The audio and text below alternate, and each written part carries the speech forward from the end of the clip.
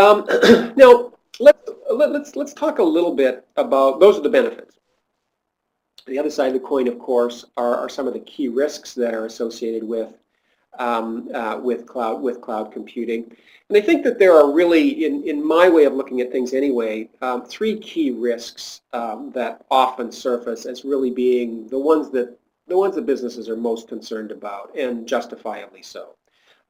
Their data security, system downtime, and what I'm calling commoditized IT access only. I'll explain more about what I mean by that in a few slides, but let's sort of take these risks one by one and just think about them for a moment. In terms of data security, obviously, there's a risk, or a perceived risk, I would suggest, more than a real risk in the cloud, that your data is not as secure as it is if it were located on servers or on hardware that was actually in your business, on your business premises. And I would say that, you know, it depends on what data you're talking about. Clearly, there's some data that you just don't want stored in the cloud. Although I would argue that that's becoming less and less as time goes on. It was once a very real concern, in security in terms of your data. But the reality is today that it's probably every bit as, if not in some cases, much more secure in the cloud than it is if that data was located on your servers in your businesses, given the differential safeguards and just basically the security that's been built into cloud computing and cloud applications. So it was once a very real concern. It gets less and less of a concern in real terms, in practical terms, I would suggest, with each passing day, even though the perceived risk may stay, you know, may be greater. I think really, you know, at this stage, data security as an issue with respect to cloud computing is probably far more perceived than real, almost in most cases at least. Let's talk a little bit about system downtime as well, because that's another clear risk in terms of cloud computing. I mean, what happens if I can't access my you know, we're talking about, you know, technology, just regular traditional technology on premises, and of course everything grinds to a halt. Nobody can work. Everybody, you know, sort of walks around and wonders when the system is going to be up again.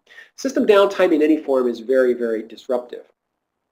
And you know, there are recent incidents that I'm sure you're aware of that have, you know, RIM had a big outage not so very long ago, got a lot of publicity. You know, and of course, understandably so, because it's very disruptive when systems go down. But the fact of the matter is that that they're becoming increasingly, just because of my background, but I think of cloud computing in the same way as I think of bank card transactions, credit card transactions as an example. I mean, we use electronic payments you know, all the time. It's almost to the point where, you know, cash accounts for a very small portion of all the transactions made. We do that because that system, the bank card, the credit card systems are just always available, or at least almost always available. System downtime is a concern, but again, you know, the incidences of systems not being available, you not being able to access your applications or your data in the cloud, are becoming increasingly rare, and that risk, you know, that risk declines over time, and it will. I would say also as a risk, at least as I see it, something that I'm calling commoditized IT.